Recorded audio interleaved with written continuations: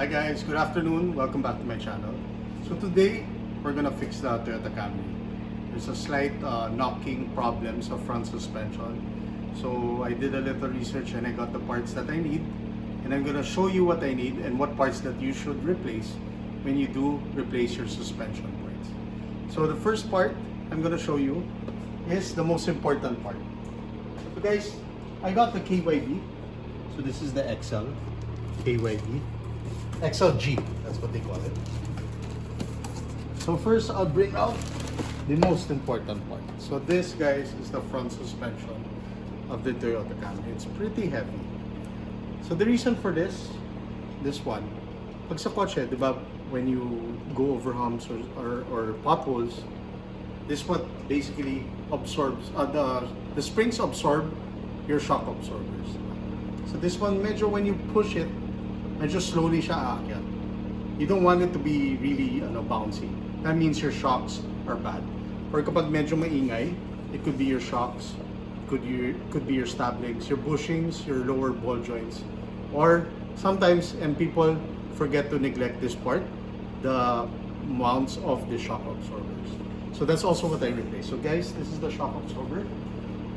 So that's one big piece here. Normally guys, the front shocks are a little bit more expensive than the rear shocks, just because diba, your engine is at the front end, so it needs a little bit more a better I guess a more durable suspension than the rear, diba? Mas magaan yung rear sa front end. So guys, the next one, I'm not really sure what this, I think it's the shock boots. So this goes somewhere here, being installed shock. So this also protects your shocks from dust and stuff like that. So yeah, so it's made out of rubber. So pinoprotect niya yung pag may madumi or whatever, water, langis or whatever that's underneath your car. Pag dumadaan ka sa mga kalye, you don't know what's there. So that's one. Now you got your shock boot,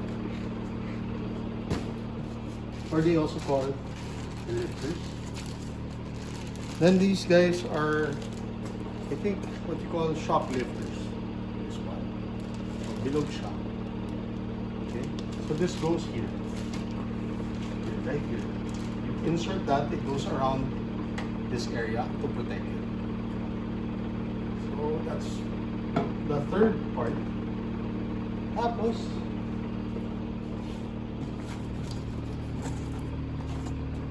you got your shock mounts. So your shock mounts, let's open one up and see. So this is how they look. Right there, your shock mounts. So this goes on top of your shocks that connect to the engine bay. So where the body, the chassis, this connects it to that. Tapos bobolt ng mechanic yan to ensure. So sometimes this cracks it kasi this rubber here. Nagka-crack siya throughout the years. So you gotta replace this. If you're gonna replace all of this, might as well replace this also. It's also important. Then the last part that we need are this. So guys, may nagkaroon ng problems sa rack and pinion, and we needed to replace the bushings. So these are grommets. So they're called steering rack grommets. So you need 4. For the Camry, you need 4. So they're gonna install this and take out the cracked rubber grommets dun sa lumang rack and pinion. So they have to bring down the rack. Medyo mas malang labor nito kaysa labor ng shock absorbers. So these are 4 pieces. There's one there in the box. So we're gonna go to the shop. I'm gonna show you where normally I go because it's a really nice shop. They have nice facilities. The mechanics are nice. It's clean. And they do their work pretty fast.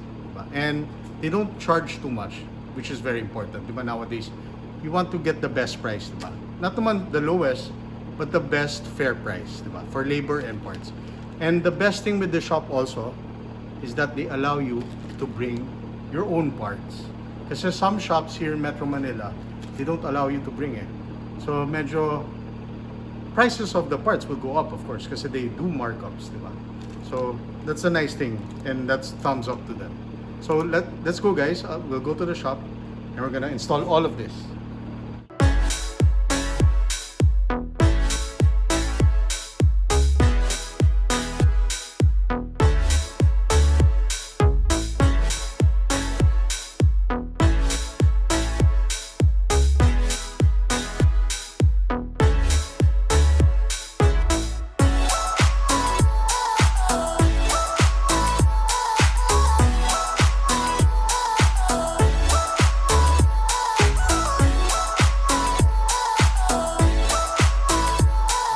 Good morning. So today we're gonna go and have this car fixed. So we're gonna have the front suspension of the Camry fixed. We're gonna replace, like I said, we're gonna replace the front shocks, the mounts, the boots, the lifters, tapos re-bushing natin yung rack and pinion.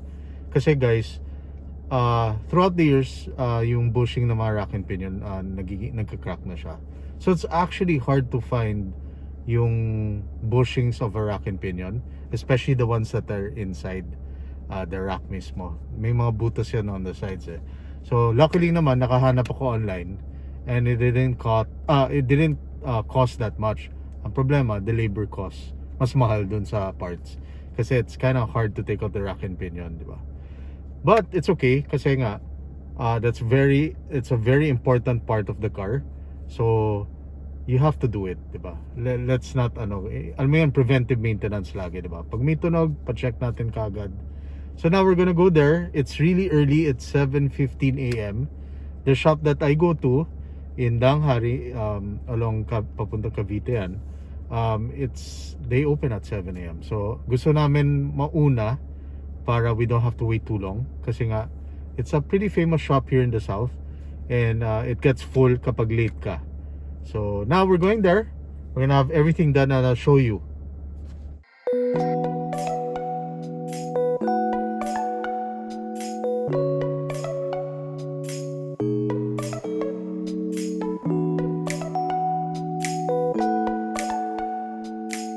We're here na, customer cradle in Danghari.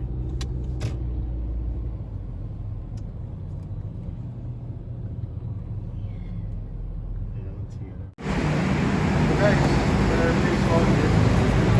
bago na to, boots, dalawa. These are the small bushings ng rack and pinion. So maliit lang siya, oh. You need 4 of these. Ito yung medyo mahirap to find.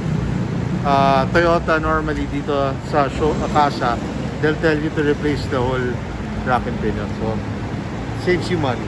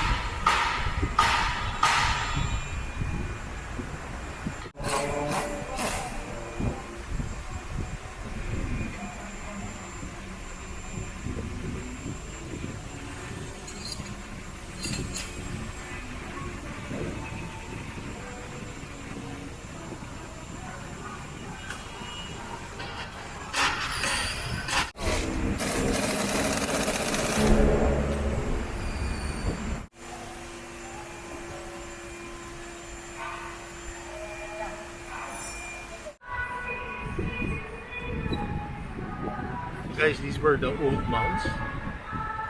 Tapos there's this tool to compress the springs. And the old shocks, of course, and the new shocks next to it.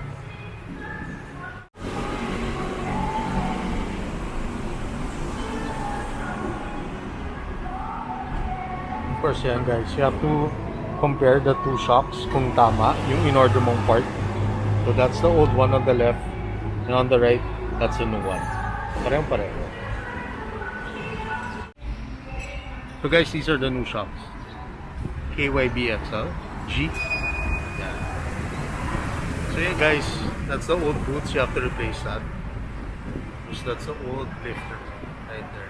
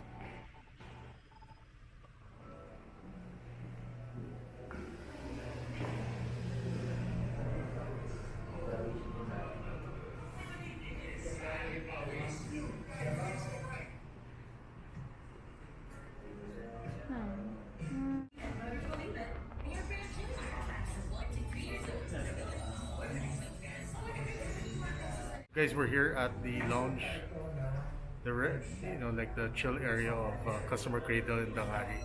So it's nice here, guys. I'll show you. We have a TV, a lot of couches, and maganda aircon, and you could view your car also. So on the right side of me, pwede mo tignan yung car just to check kung matatapos na or whatever, di ba?